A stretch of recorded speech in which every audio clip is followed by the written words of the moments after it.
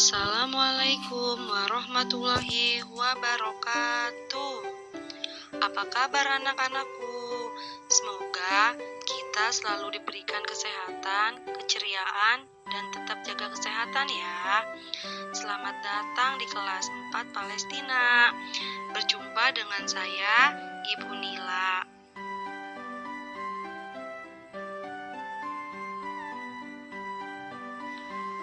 Semoga teman-teman walaupun di rumah aja tetap semangat ya.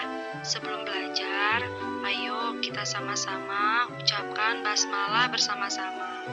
Bismillahirrohmanirrohim.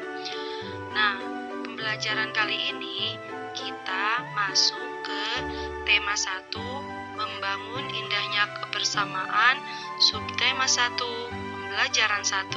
Sebelumnya, ayo kita tepuk semangat dulu ya. Tepuk semangat. Semangat. Ayo kita mulai pembelajarannya. Kita buka ya buku tema 1-nya ya.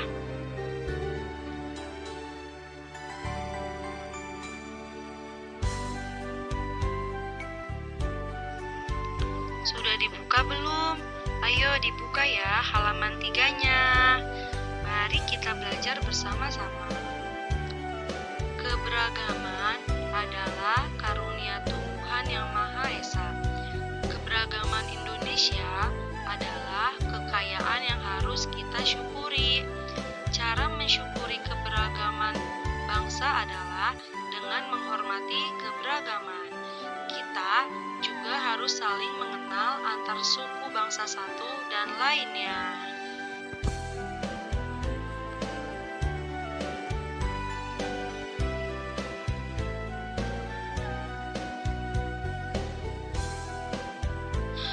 Ayo anak-anak, kita amatilah gambar di bawah ini. Nah, di sini ada 5 gambar tarian daerah yang berbeda-beda.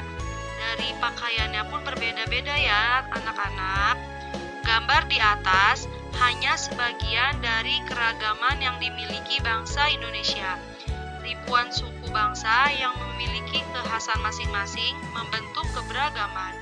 Bentuk keberagaman merupakan kekayaan yang dimiliki bangsa Indonesia. Wah, negara kita kaya dengan akan suku bangsa yang dimilikinya ya.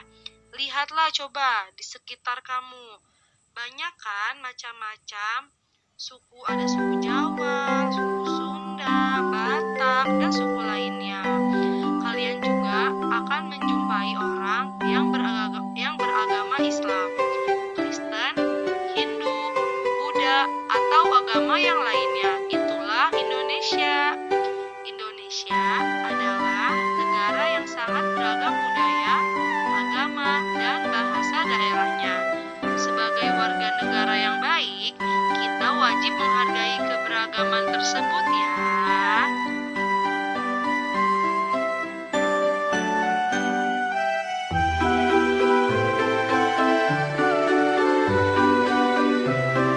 Nah, selanjutnya anak-anak membuka halaman 4 dan ayo kita membaca bersama-sama.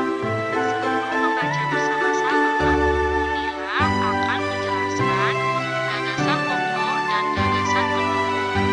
Gagasan pokok adalah gagasan yang menjadi dasar suatu paragraf. Paham? Selanjutnya, gagasan pendukung adalah gagasan atau ide yang menjelaskan gagasan utama atau ide pokok. Paham ya? Ciri-ciri gagasan pokok yaitu hanya satu dalam satu paragraf. Dan ciri-ciri gagasan pendukung dalam satu paragraf dapat lebih dari satu paragraf.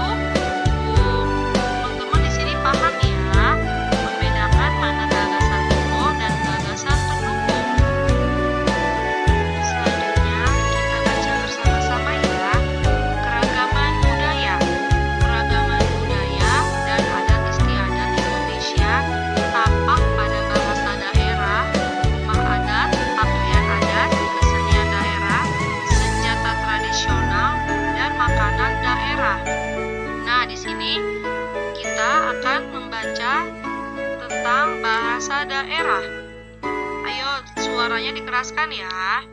Setiap suku bangsa mempunyai bahasa daerah yang berbeda. Bahasa daerah merupakan bahasa yang digunakan dalam bahasa pergaulan sehari-hari di suatu daerah tertentu. Beberapa bahasa daerah yang ada di Indonesia antara lain bahasa Jawa, Batak, Sunda, Bugis, Sasak, Banjar, dan Betawi. Bahasa daerah perlu kita jaga kelestariannya. Untuk menjaga kelestarian bahasa daerah, murid-murid diberi pelajaran bahasa daerah. Bahasa daerah merupakan kekayaan budaya nasional.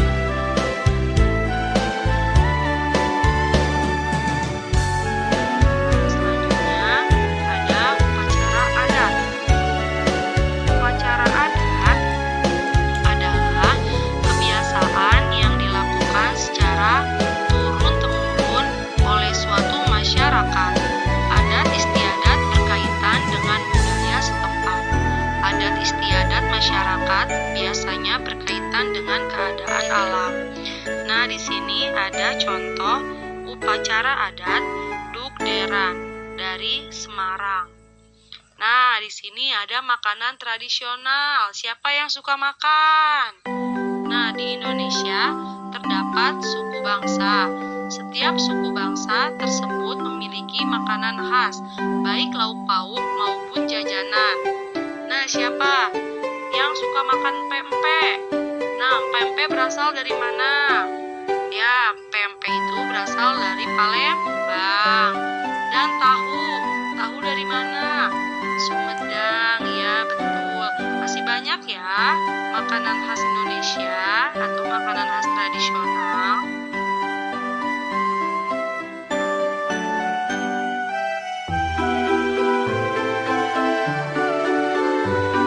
Indonesia juga kaya tradisional. Hampir seluruh suku bangsa di Indonesia memiliki ragam kain tradisional yang sangat unik.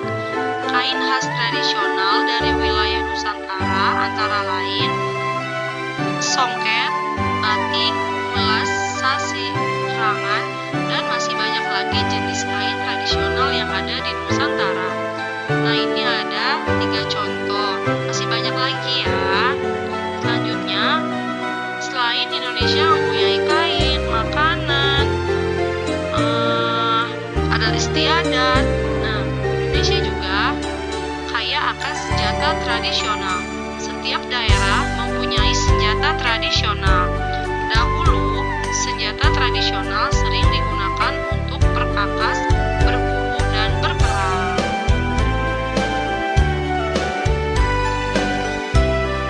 Nah, selanjutnya silakan Ananda membuka halaman 7.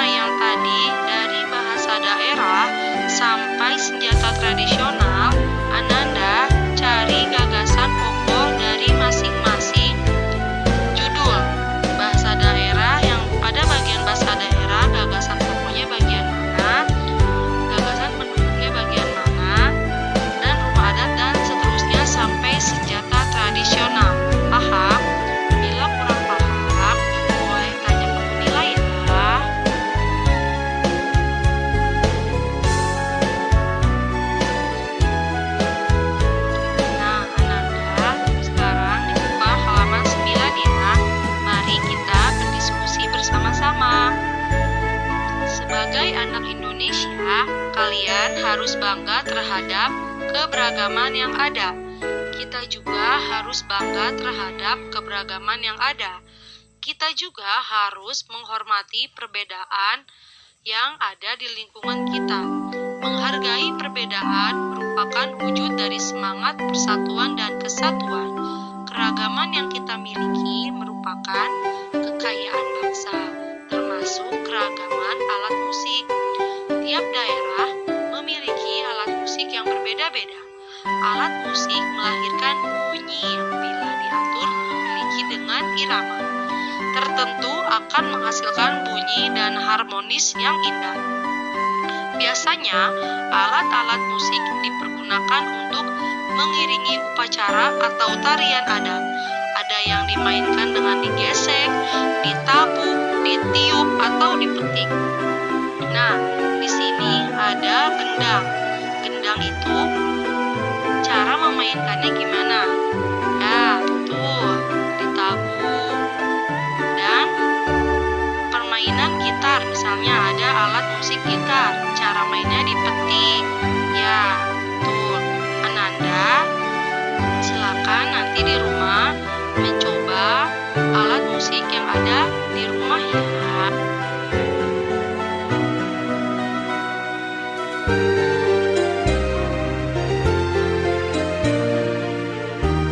Ya, Ananda masih tetap di halaman 9 ya. Selain contoh di atas, masih banyak lagi alat musik daerah yang kita miliki.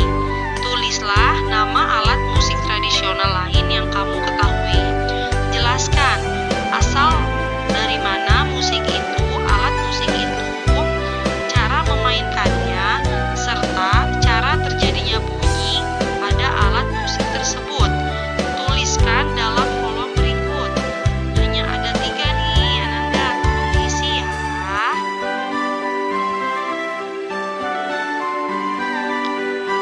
Nah, selanjutnya dibuka halaman 10 ya. Selain alat musik, benda di sekitar kita juga banyak yang menghasilkan bunyi. Misalnya peluit. Peluit akan berbunyi bila kita tiup. Karena ditiup terjadi getaran udara dalam peluit. Getaran tersebut menghasilkan bunyi. Apakah bunyi itu? Bunyi adalah sesuatu yang dapat kita dengar. Bagaimanakah bunyi dapat terjadi? Setiap benda sebenarnya dapat mengeluarkan bunyi. Bunyi dihasilkan oleh benda yang bergetar. Apakah yang dimaksud bergetar? Nah, ayo kita lakukan percobaan berikut agar kalian dapat memahami terjadinya bunyi. Nah, siapkan ya alat dan bahan, penggaris plastik dan meja. Cara kerjanya, letakkan penggaris plastik secara memanjang di tepi meja. Sudah diletakkan belum? Yang kedua, tekanlah bagian penggaris di permukaan meja. Kemudian, simpangkan ujung penggaris yang lain. Ketiga, lepaskan simpangan itu dan perhatikan apa yang terjadi pada penggaris. 4. Geserlah bagian penggaris yang terletak di atas meja. Apa yang terjadi jika penggaris digetarkan? Yang kelima, bagaimanakah bunyi yang terjadi jika dibandingkan sebelum penggaris digeser? Yang keenam, berilah kesimpulan apa yang kamu dapat pada aktivitas ini.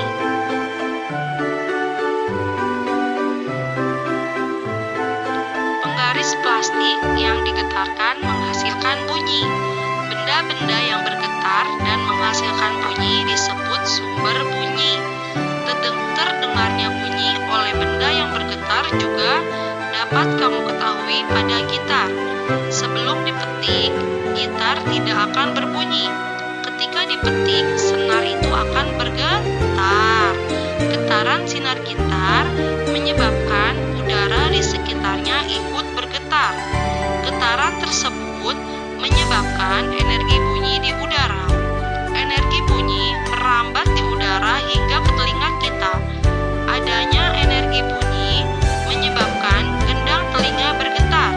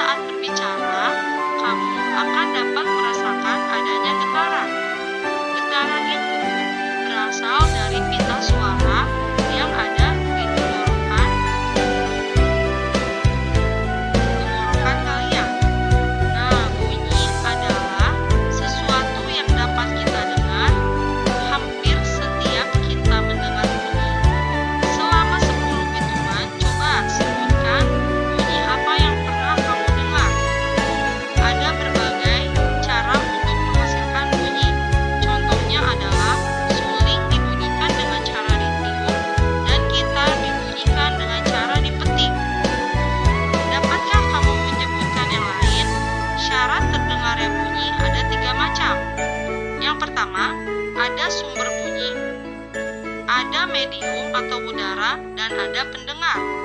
Nah, coba kira-kira di sekitar kalian mendengar apa aja? Ya.